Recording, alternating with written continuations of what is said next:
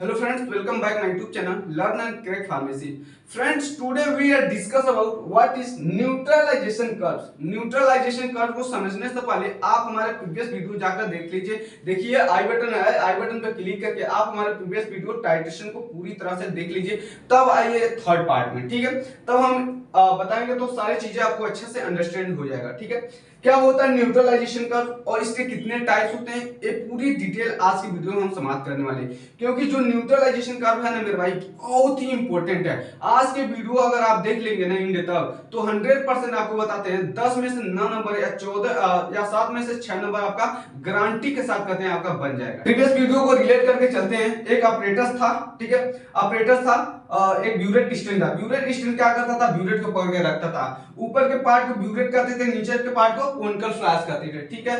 इसे हम टाइट्रेंट कहते थे, इसे नीचे के पार्ट को टाइट्रेंट। यानी दोनों को समझने के लिए मैं बता था टी सोटा टॉप, टी सोटा टॉप, टी सोटा टॉप, टॉप मींस ऊपर, डी सोटा डाउन, डाउन मींस नीचे। और टाइट्रेंट में जो भी सॉल्यूशन भरा जाता वो हमको उसका कंसंट्रेशन हमको नोन रहता था, पता रहता था। नीचे का जो कंसंट्रेशन भरा जाता उसका कंसंट्रेशन हमको अननोन होता था। यानी जो भी सॉल्यूशन नीचे भरा जाता था उसका कंसंट्रेशन हमको अननोन था, ठीक है।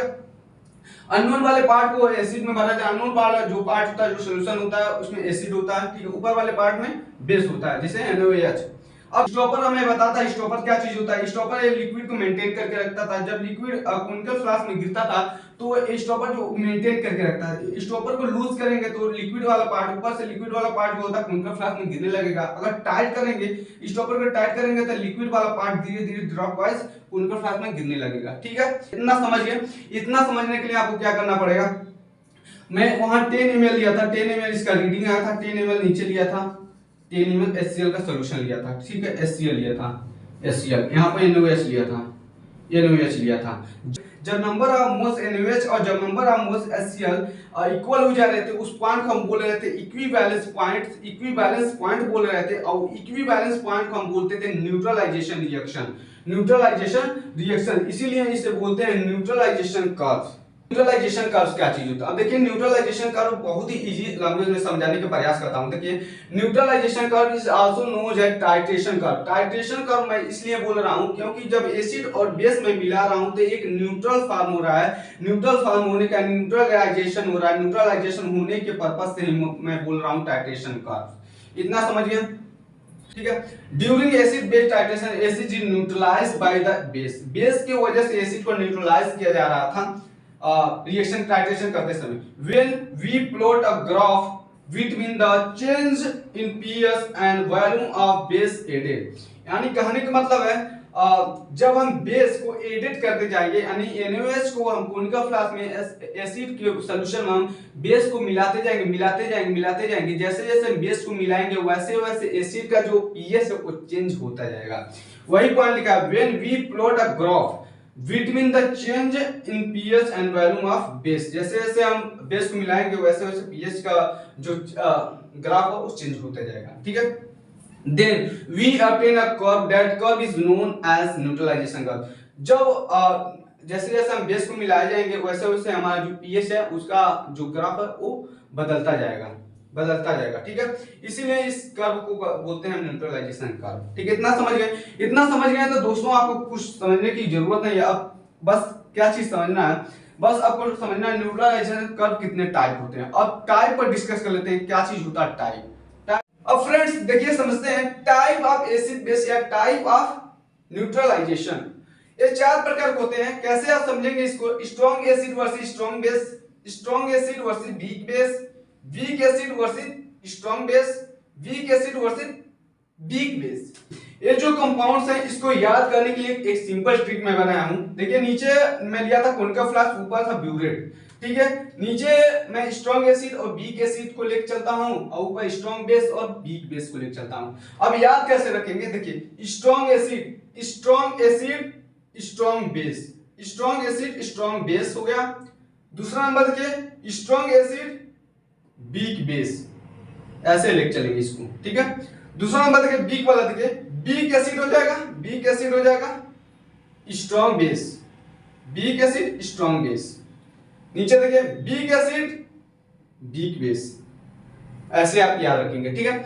अब इस चीजों को समझने के लिए यानी type of acid base titration को समझने के लिए आपको सिंपल सी चीज समझना पड़ेगा, एक पीएच स्केल को समझना पड़ेगा कि कहाँ का रेंज स्ट्रॉन्ग एसिड होगा और कहाँ का रेंज हमारा वीक एसिड होगा। इस चीजें आपको समझना पड़ेगा कैसे, पीएच स्केल के द्वारा। देखिए पीएच स्केल नंबर ऑफ 0 से लेकर 14 तक ये जो होता है क्या होता है, पीएच स्केल होता है। ठीक है, 0 से लेकर 3 तक जो पीएच रेंज होता है उसे स्ट्रॉन्ग एसिड माना जाता है। ठीक है, और 3 से लेकर 7 के बीच में जो चीजें होती है जो पीएच रेंज होता है उसको हम वीक एसिड कहते हैं। ठीक है, 7 जो पीएच रेंज होता है उसको न्यूट्रल कहते हैं, जैसे वाटर हो गया, आप समझ सकते हैं। और 7 से लेकर 10 यानी कि 11 के बीच में, 7 से 11 के बीच में वीक बेस कहते हैं, और 11 से लेकर 14 के बीच का जो होता है पार्ट उसे स्ट्रॉन्ग बेस कहते हैं। ऐसे आप समझ लीजिए, बस इतना समझिए। देखिए स्ट्रॉन्ग एसिड वो पार्ट होता है जिसका पीएच रेंज 0 से लेकर 3 तक होता है। स्ट्रॉन्ग बेस वो पार्ट होता है जिसका पीएच रेंज 11 से लेकर 14 के बीच में होता है। स्ट्रॉन्ग एसिड वो पार्ट होता है जिसका पीएच रेंज 0 से लेकर 3 तक होता है। वीक बेस वो पार्ट होता है जिसका पीएच रेंज 7 से लेकर 11 के बीच में होता है। ठीक है, वीक एसिड वो पार्ट होता है 3 से लेकर 7 के बीच में जो पीएच रेंज है उसे वीक एसिड कहते हैं। स्ट्रॉन्ग बेस 0 से लेकर 3 के बीच 11 से लेकर 14 के बीच में जो होता है उसे स्ट्रॉन्ग बेस कहते हैं। ठीक है, वीक एसिड 0 से लेकर 7 के बीच में जो पार्ट होता है वीक एसिड कहते हैं। वीक बेस 7 से लेकर 11 के बीच में जो पीएच रेंज होता है उसे हम कहते हैं वीक बेस। आई होप कि स्केल से आप रिलेट कर पा रहे हैं। अब मैं क्लासिफाइड कर देता हूं, स्ट्रॉन्ग एसिड क्या होते हैं, वीक एसिड क्या होते हैं, ये सारी चीजें मैं बता देता हूं, तब हम आप एक एक को ग्राफ वाइज बताते चलेंगे। Strong acid versus strong base, strong acid versus weak base, weak acid versus strong base, weak acid versus weak base, ऐसे मैं बता दूंगा। ठीक है, इसे मिटाते हैं, अगर स्क्रीनशॉट लेना चाहते हैं ले सकते हैं, बाकी आपको प्रॉपर नोट्स फुल्ली मिलने वाला है। ठीक है, अब फ्रेंड्स आप देखिए इंपॉर्टेंट टर्म्स हैं यहाँ पर, इंपॉर्टेंट टर्म्स। स्ट्रॉन्ग एसिड क्या चीज होते हैं, those acid which are completely dissociate, यानी कि कंप्लीटली डिसोसिएट हो जाते हैं, यानी कि इनके फिर से डिसोसिएट हो जाएंगे तो फिर से एक रिकॉम्बिनेशन नहीं कर सकते, रिकम्बाइंड नहीं कर सकते हैं।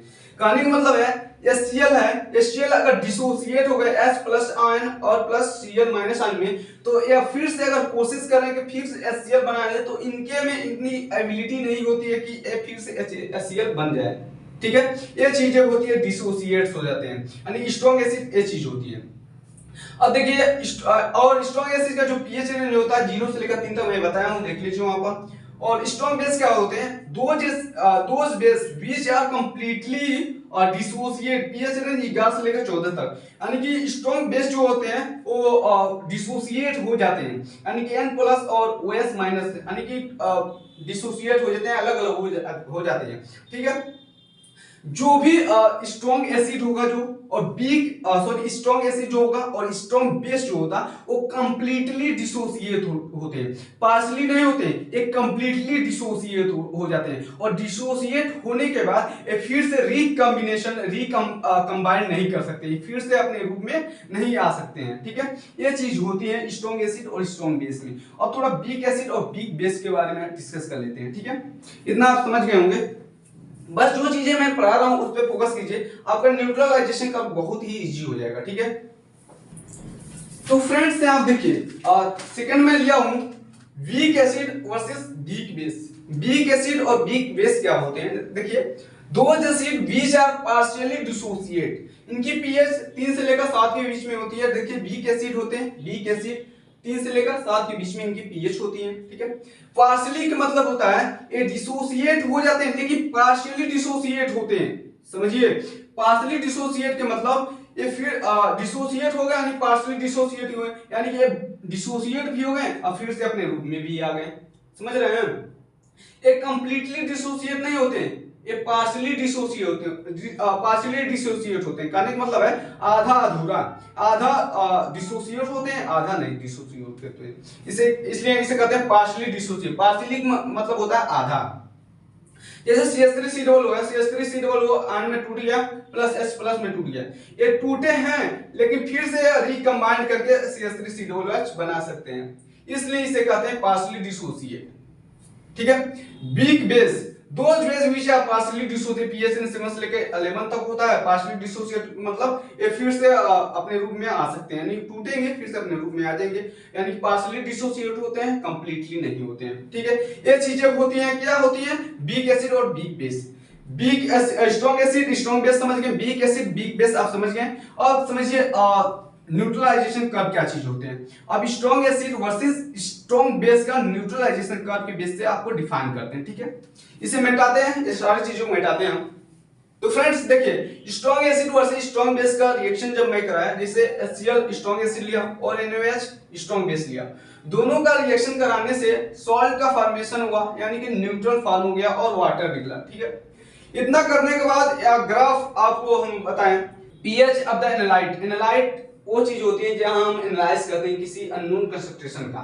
ठीक है, यहाँ पर जैसे जैसे हम वॉल्यूम ऐड करते हैं, बेस जैसे जैसे हम ऐड करते हैं, वैसे वैसे हमारा जो एनालाइट में सॉल्यूशन है उसका पीएच धीरे धीरे चेंज होता रहता है। एक पॉइंट ऐसा आता है जब एनालाइट का पीएच और वॉल्यूम का पीएच इक्वल हो जाता है, यानी कि 7 हो जाता है, उस पॉइंट को हम कहते हैं इक्विवेलेंस पॉइंट, इस पीएच को कहते हैं 7। ठीक है, तो ऐसे बनाएंगे, स्ट्रॉन्ग एसिड से उठाएंगे, स्ट्रॉन्ग बेस पे लाके इसको पटक देंगे।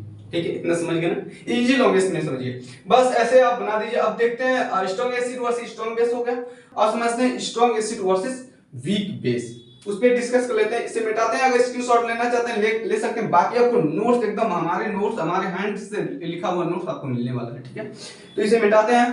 तो फ्रेंड्स यहाँ देखिए, strong acid versus weak base को कैसे डिफाइन करेंगे, कैसे इसका न्यूट्रलाइजेशन कर्व बनाएंगे। देखिए HCl यहाँ स्ट्रॉन्ग एसिड होगा और वीक बेस NH4OH होगा, दोनों का रिएक्शन कराने से NH4Cl एक सॉल्ट का फॉर्मेशन हुआ, न्यूट्रल बन गया और H2 प्रोड्यूस हुआ। ठीक है, इतना समझ गए।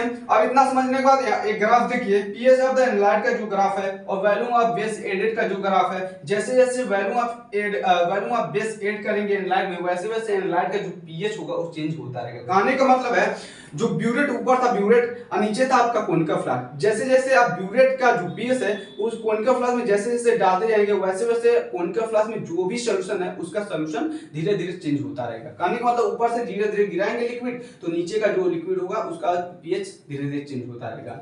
तो कहने का मतलब यही है दोस्तों, स्ट्रॉन्ग एसिड ले रहे हैं, स्ट्रॉन्ग एसिड एक से स्टार्ट करेंगे, धीरे धीरे ऐसे ऐसे इसका ग्राफ जाता रहेगा, जैसे जैसे इसका वॉल्यूम ऑफ बेस ऐड करेंगे वैसे वैसे इसका ग्राफ बढ़ता रहेगा।